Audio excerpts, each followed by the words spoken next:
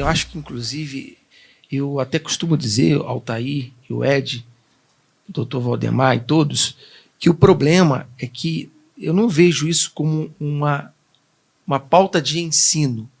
Eu vejo isso como uma pauta de sexualização precoce. Exatamente. É você estimular uma criança, levá-la a ter estímulos os quais ela ainda não tem.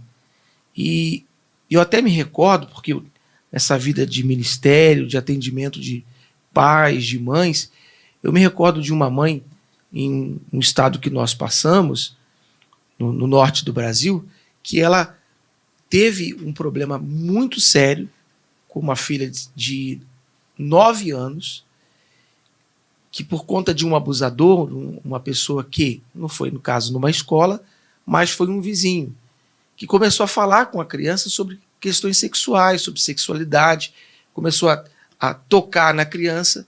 Ele não chegou a violentá-la fisicamente. A própria criança passou a ter tanta curiosidade que aguçou nela um desenvolvimento precoce com a sexualidade. E com 10 anos ou 11 anos, ela já estava grávida do primeiro filho, no primeiro relacionamento dela com um rapaz, com um namorado. E na conversa dos pais, porque o pai e mãe, os tutores, ficam, mas o que aconteceu? Como é que se foi? Como é que você aprendeu isso? E quando a criança foi falar com os pais tiveram essa identificação que foi essa influência, né? Esse discurso, essa introdução precoce de uma sexualização vinda por uma pessoa externa. Então, isso na escola, assim, numa sala de aula, como mensurar o que é educação, porque eu acredito que na escola deva ser ensinado, a senhora pode até me corrigir, a questão da educação sexual, de que maneira? Órgão reprodutor, a função do órgão reprodutor. Faz parte da biologia, né?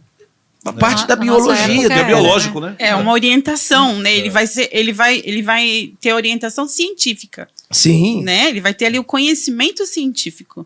Né? Não o conhecimento de ideias, né? De ideias. Porque quando se fala ideia, né? A ideologia de gênero, ideia de gênero. Eu não posso chegar numa sala de aula e ensinar uma ideia. Eu tive uma ideia maravilhosa, vou ensinar para os alunos. Negativo que se ensina português, matemática. Os pais ensinam caráter. Isso é com o pai, é com a mãe. Então eu não posso chegar numa escola sendo professor e ensinar uma ideia. Eu tenho uma ideia disso e vou passar para meus alunos. Não, e cadê as normas? Exatamente. Né? Então tem que ter uma normativa para ensino. Tem que ter base.